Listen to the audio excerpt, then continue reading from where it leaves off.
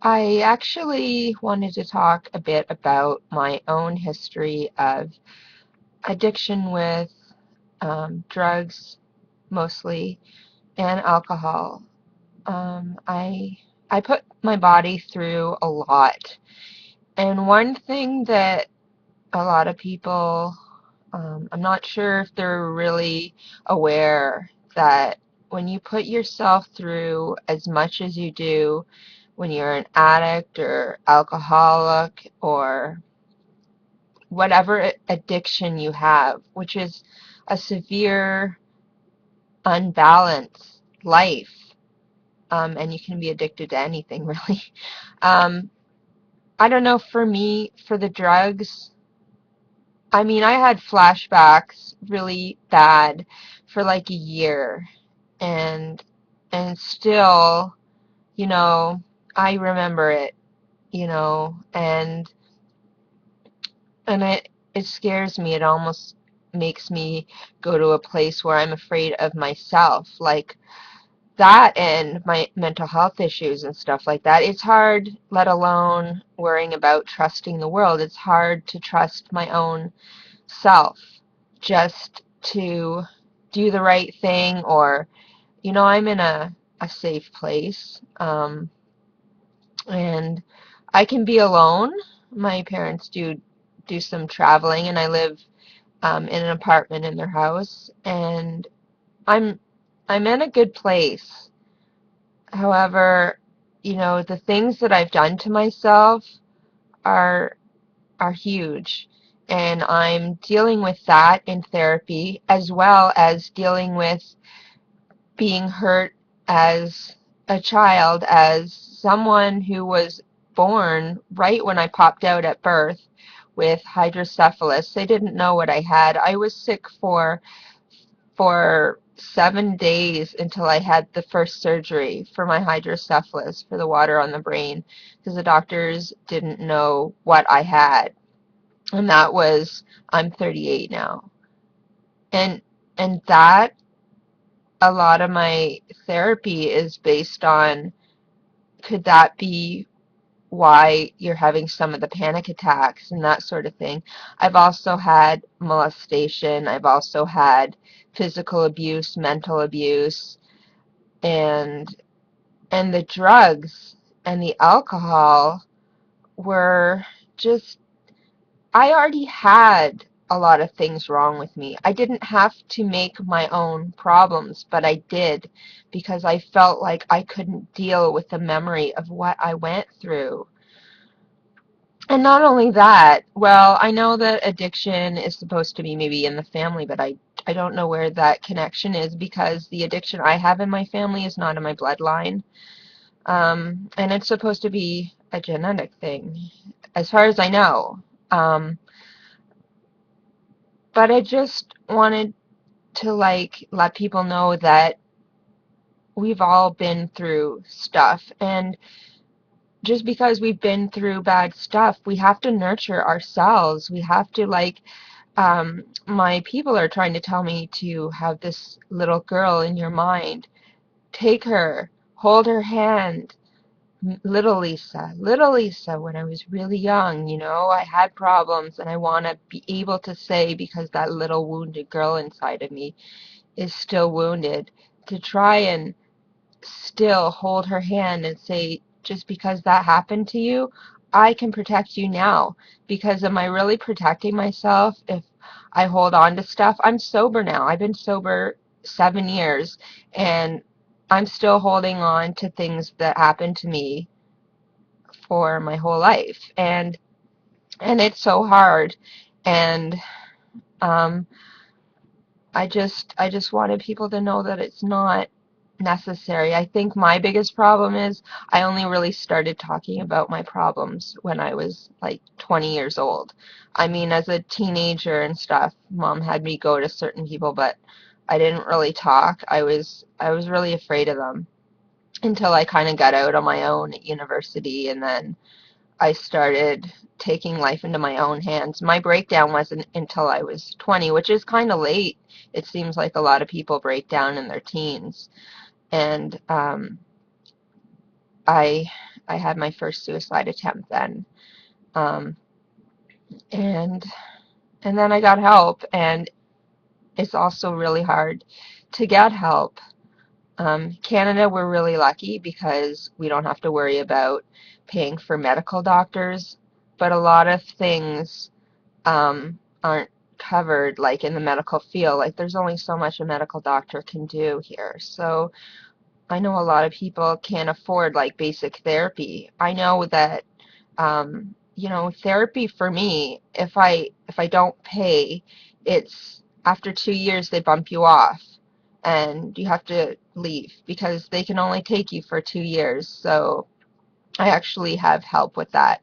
Thank goodness I have parents that can help me with that because I don't know what I would do. I like kind of look down at people that are still like out there using sometimes.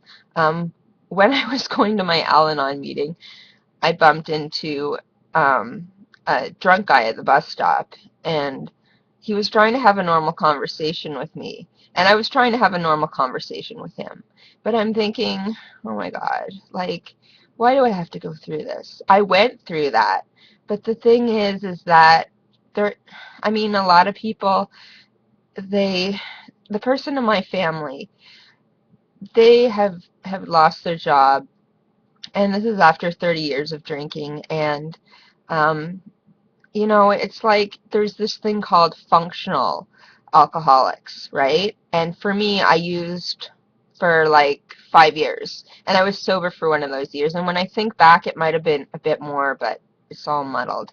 And I didn't really use for that long. I only became an alcoholic addict when I was about 23 years old.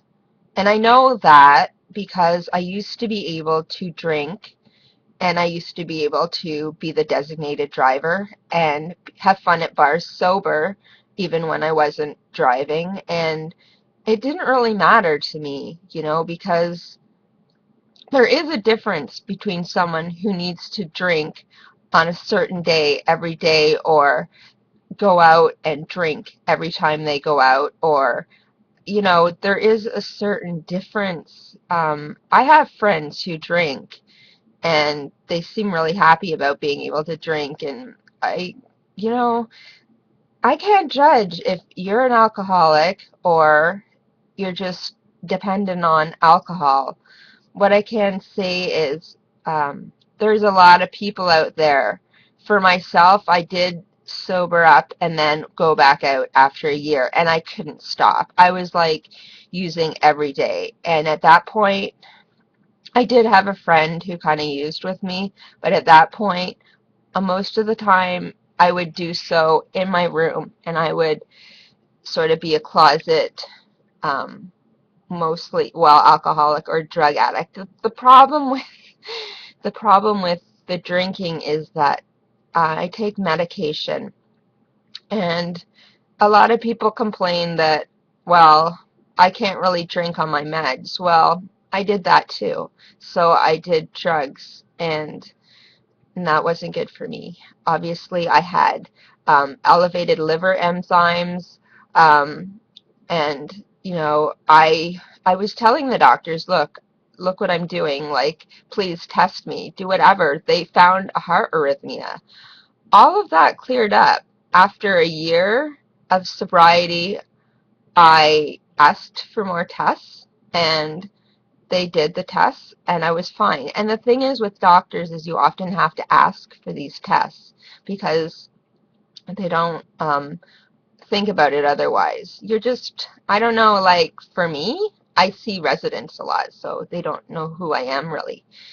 Um, but the interesting thing about me and when I first discovered that I was an addict, I actually had a friend who was using quite a bit, and I was really, really worried about her. So I looked up, at this time we used the phone book.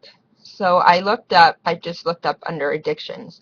I found the addiction, some number for addictions, And there was somebody there who answered the phone, and I explained that my friend's using. I said, well, I use with her too, but I don't do it nearly as much as her, and I'm really worried about her. And you know what they told me?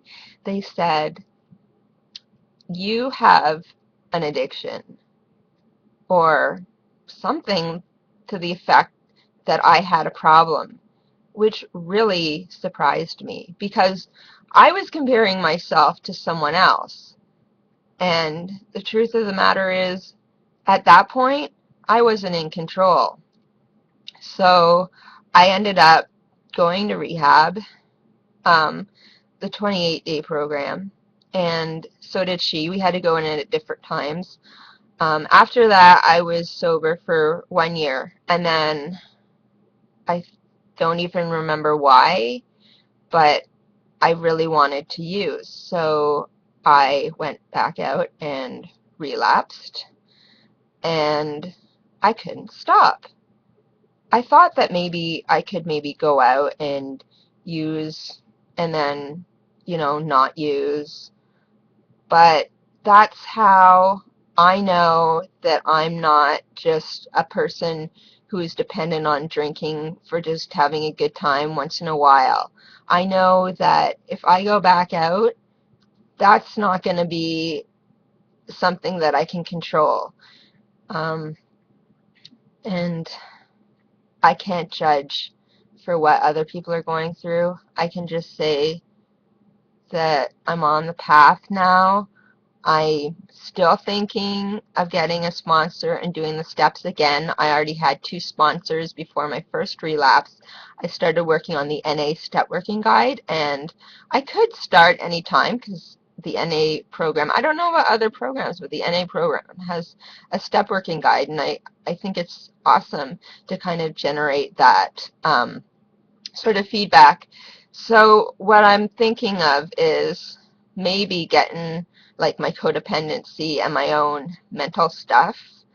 And maybe when I'm feeling better about things and getting out and about, maybe if I still feel like I need to, I can go back and I can get another sponsor and really do the program and maybe be a better person, more stronger, and have a support network because I find a lot of people in my life, they drink and I don't feel close to people like, because I want people that are sober, and um, I have a lot that I'm thinking of in my head, and I hope that I'll be able to do something with this sobriety and maybe let people know that you can get better no matter what your problems are. We all have problems, but you can get better, and you just need a big support network. Even though mine isn't necessarily at meeting, I have a really good mental health team that's helping me, and a family. So I hope this has helped.